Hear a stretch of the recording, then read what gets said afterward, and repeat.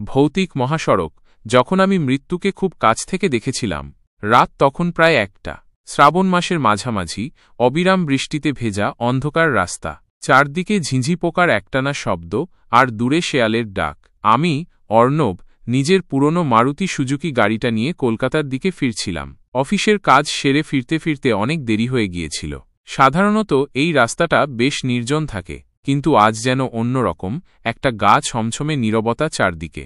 আমার বাড়ি কলকাতার উপকণ্ঠে, প্রায় 1 ঘণ্টার পথ। এই মহাসড়কটি স্থানীয়ভাবে ভুতুরে রাস্তা নামে পরিচিত। অনেকেই বলে এই রাস্তায় নাকি অনেক অলৌকিক ঘটনা ঘটেছে। আমি অবশ্য এসব ভূতের গল্পে তেমন বিশ্বাসী নই, বিজ্ঞান আর যুক্তিতেই আমার আস্থা। কিন্তু আজ এই রাতে আমার মনের ভেতরেও যেন একটা অজানা ভয় বাসা বাঁধছিল। বৃষ্টির কারণে রাস্তাটা পিচ্ছিল হয়ে গিয়েছিল, তাই আমি খুব সাবধানে গাড়ি চালাচ্ছিলাম। হঠাৎ গাড়ির হেডলাইটের আলোয় দেখলাম রাস্তার পাশে একটা সাদা ছায়া দাঁড়িয়ে আছে। প্রথমে ভেবেছিলাম হয়তো কোনো পথচারী বৃষ্টিতে আটকে পড়েছে। গাড়িটা একটু কাছে এনে দেখলাম ছায়াটা একজন মহিলার, পরনে সাদা শাড়ি, ভেজা চুলে মুখ ঢাকা। আমি গাড়িটা থামিয়ে জিজ্ঞেস করলাম, কিছু দরকার? বাড়ি যাবেন? মহিলা কোনো উত্তর দিলেন না, শুধু মাথা নিচু করে দাঁড়িয়ে রইলেন। আমি আবার জিজ্ঞেস করলাম, কি হয়েছে? কোনো সমস্যা? এবার মহিলা ধীরে ধীরে মাথা তুললেন। তার মুখটা দেখে আমার বুকের ভেতরটা ছ্যাঁত করে উঠল।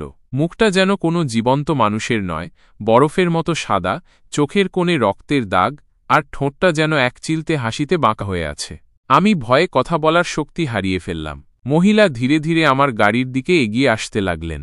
আমি তাড়াতাড়ি গাড়ির দরজা বন্ধ করে দিলাম, ইঞ্জিন চালু করে দিলাম, আর গাড়িটা জোরে চালিয়ে দিলাম। পিছনের আয়নায় দেখলাম মহিলা তখনও রাস্তার পাশে দাঁড়িয়ে আছেন, তার চোখ দুটো যেন আগুনের মতো জ্বলছে। আমি গাড়িটা যত জোরে পারি চালাচ্ছিলাম, কিন্তু কিছুতেই যেন ভয়টা কাটছিল না। বারবার মনে হচ্ছিল মহিলাটা যেন এখনও আমার পিছু ধাওয়া করছে। আমি আয়নায় তাকাতে সাহস পাচ্ছিলাম না, কিন্তু মনের ভেতর একটা অস্থিরতা আমাকে বারবার আয়নায় তাকাতে বাধ্য করছিল। কিছুক্ষণ পর দেখলাম রাস্তার পাশে একটা পুরনো বটগাছ। গাছটার নিচে একটা ভাঙা মন্দির, আর মন্দিরের সামনে একটা ছোট পুকুর। আমি গাড়িটা থামিয়ে একটু দম নেওয়ার চেষ্টা করলাম। আমার হাত পা কাঁপছিল, গলা শুকিয়ে কাঠ হয়ে গিয়েছিল। আমি গাড়ির দরজা খুলে একটু বাইরের ঠান্ডা হাওয়ায় শ্বাস নিলাম।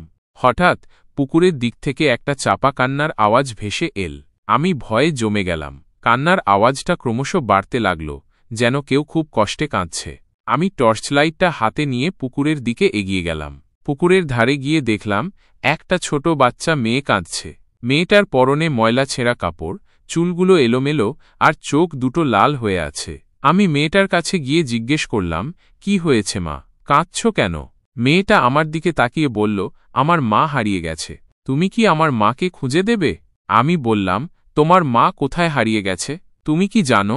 মেয়েটা বলল, আমার মা ওই রাস্তায় দাঁড়িয়েছিল, সাদা শাড়ি পরে। আমি চমকে উঠলাম। ওই মহিলা? তাহলে কি ওই মহিলাটাই এই বাচ্চাটার মা? কিন্তু তার মুখটা তো... আমি মেয়েটাকে বললাম, চলো, আমি তোমাকে তোমার মায়ের কাছে নিয়ে যাব। আমি মেয়েটাকে গাড়িতে বসালাম আর আবার গাড়ি চালাতে শুরু করলাম।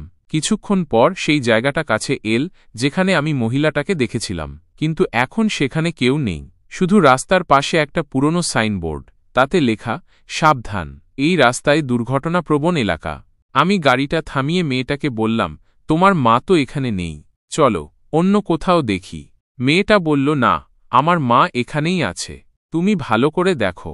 আমি টর্চলাইটটা নিয়ে চারদিকে ভালো করে দেখলাম, কিন্তু কোথাও কাউকে দেখতে পেলাম না।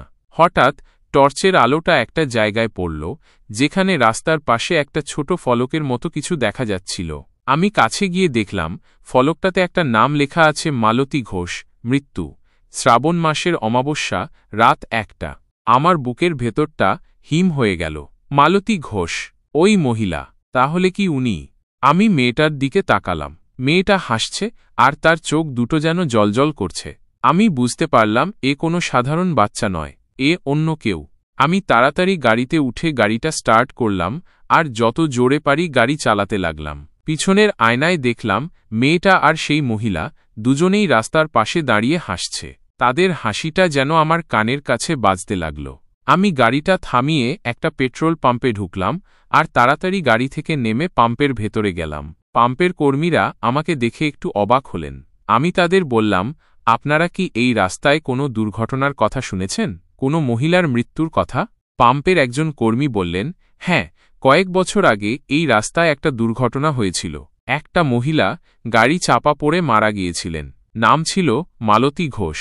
শ্রাবণ মাসের অমাবস্যায় রাত প্রায় 1টা। আমি জিজ্ঞেস করলাম, আর কোনো বাচ্চা মেয়ে? কর্মী বললেন, না, কোনো বাচ্চা মেয়ের কথা তো শুনিনি। আমি আর কিছু না বলে গাড়িতে উঠে বসলাম। আমার শরীরটা এখনও কাঁপছিল। আমি বুঝতে পারছিলাম আজ রাতে আমি যা দেখেছি তা কোনো সাধারণ ঘটনা নয়। আমি গাড়িটা চালাচ্ছিলাম, কিন্তু আমার মনটা তখনও সেই মহিলা আর বাচ্চা মেয়েটার কথা ভাবছিল। তারা কি এখনও আমার পিছু ধাওয়া করছে? আমি কি কখনো এই ভয় থেকে মুক্তি পাব? বাড়ি ফিরে এসে আমি আর কিছু ভাবতে পারছিলাম না। তাড়াতাড়ি বিছানায় শুয়ে পড়লাম, কিন্তু কিছুতেই ঘুম আসছিল না। বারবার মনে হচ্ছিল কেউ যেন আমার ঘরের বাইরে দাঁড়িয়ে আছে আর আমার দিকে তাকিয়ে আছে।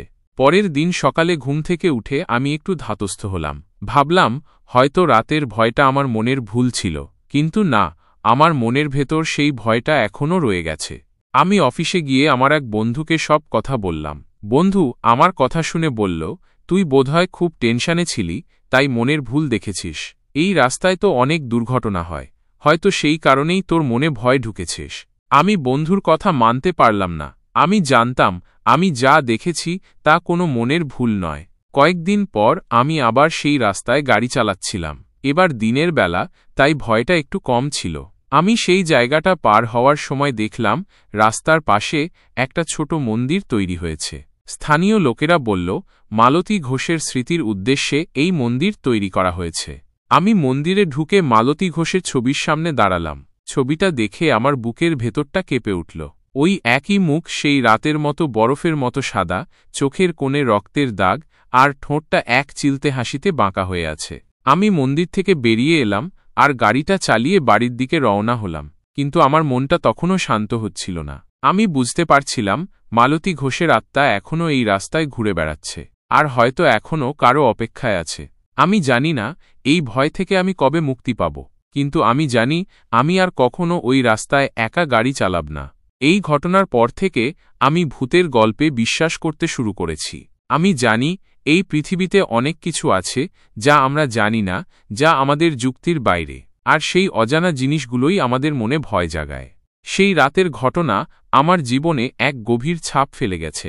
আমি মৃত্যুকে খুব কাছ থেকে দেখেছি, আর সেই অভিজ্ঞতা আমাকে শিখিয়েছে জীবন কত মূল্যবান। ভৌতিক মহাসড়ক, মালতী ঘোষ আর সেই বাচ্চা মেয়ে, এই সব কিছু আজও আমার মনে এক গভীর আতঙ্ক সৃষ্টি করে। আমি জানি এই ভয় কখনো পুরোপুরি দূর হবে না, কিন্তু আমি চেষ্টা করব এই ভয়কে জয় করতে আর জীবনের পথে এগিয়ে যেতে। এরপর থেকে আমি রাতে কোনোরকম লং ড্রাইভে যাওয়ার আগে অনেকবার ভাবি। রাতের নিস্তব্ধতা আর অন্ধকার পথ আজও আমার মনে সেই রাতের ভয়াবহ স্মৃতিগুলো ফিরিয়ে আনে।